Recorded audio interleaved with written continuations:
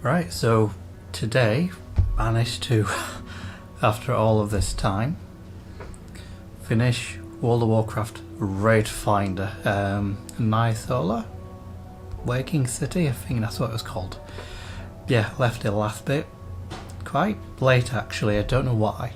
I'm not after any gear, I just want to complete the storyline. I'm not really making this video about the story, I thought it was okay. It wasn't particularly compelling.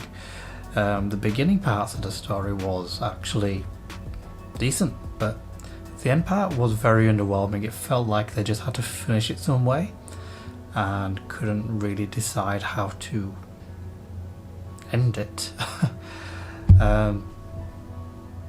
No idea why, but essentially what I always wanted to discuss about is World of Warcraft's Raid Finder difficulty compared to, looking for raid for World of Warcraft and Final Fantasy XIV Alliance raids, or Raid Finder for that. There's definitely some sticking points, so ignoring the story, approaching each wing, I've only done Nythola really. They were easy. Every single one of them was easy. I did all of them blind, and I do think that's a very big step in the wrong direction for Blizzard. Don't think they should make Raid Finder, look for raid, that easy. It was way too simple. The mechanics just aren't there. There's only what I assume is just the key mechanics to the actual fights themselves, but they were all underwhelming. I mean, I went in blind with all of them. Granted, if everyone did it first time blind, there'll be more wipes. They'll be seen as a little bit more difficult, but really, if I'm honest, if I'm comparing that to current Final Fantasy XIVs in Shadowbringers, where they now have their 2 Alliance raids, which upon release, yeah, there was a lot of wipes, there's a lot of learning experience, it was fantastic, but they weren't too difficult, but they were significantly more engaging. And I've just like, if you make a mistake in those mechanics, you will suffer that, and it will impact your group, which is meaningful. Like, your spot in that group makes a big impact, which in the looking for raid in World of Warcraft, like, you can die especially for DPS, or just maybe one of the 2 healers that dies in a run. It doesn't impact it anyway, so it's a bit of a shame it's gone that way, because when I recall when looking for raid first released in Cataclysm for Demon Souls, not Demon Souls, Dragon Soul I think it was called, yeah, that actually was decently engaging. Like, a lot of those fights bore the same mechanics, or most of the mechanics found in normal mode, but toned down. So they were significantly more engaging to do. So I do feel this is a shame on Blizzard's part, because you can get by these extremely quickly. The only reason why it took me a while to do these was, one, having the time to play the game, and other factors as well, but really it was a queue time to get into that. It took me nearly an hour to get in as my warlock. But I don't know, I think Blizzard needs to rethink to make those fights more engaging, because they were once more difficult to do. Even after, when you started doing the first clear them, I started farming them weeks and weeks on after, they were still more engaging to do. I find the Alliance Roulettes, or the raids in Final Fantasy XIV, to be more engaging, even when I've done them to death. Only the modern ones I don't fall asleep. That's what I was gonna say, because the early ones back into level 50, like when they first released, it was really easy. When you do the Alliance Roulettes and you get the Crystal Tower series, they're very easy. The difficulty on them, or rather I say engaging mechanics, really only kicks up a notch once you get to the Rabanasta series, which still punishes players to this day, and it's actually very entertaining to see. But that makes it fun to do. Yes, people may not enjoy the fact that they're not as fast, but really, if you can click on that button, you have time to play the game for a little while. If you only have 20 minutes to play, and that's what you expect out of those runs, no matter what you select, no matter what you will get in an Alliance run, I don't know.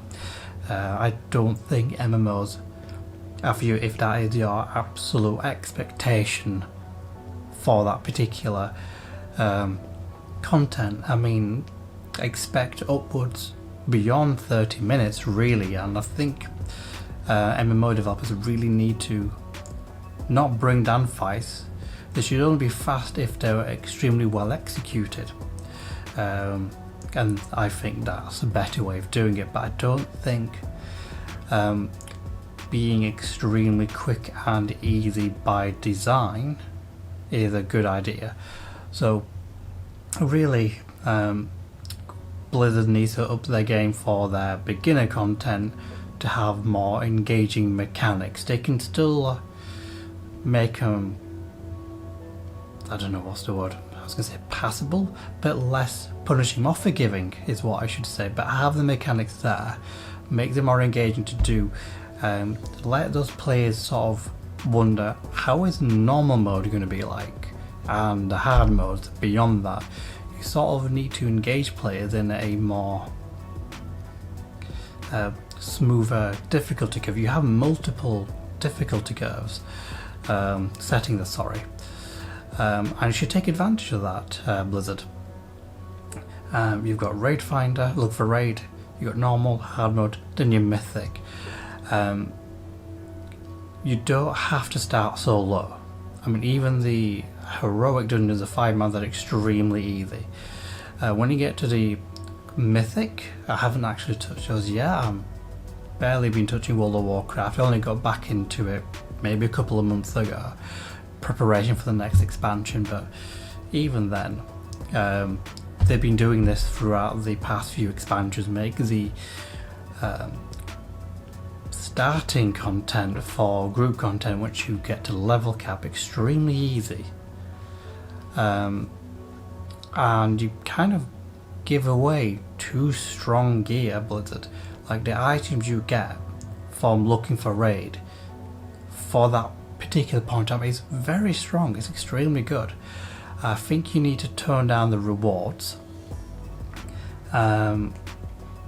because if you give players everything at the beginning, what they're going to have, what's going to make them continue, what's going to make them go into the normal and hard modes from there.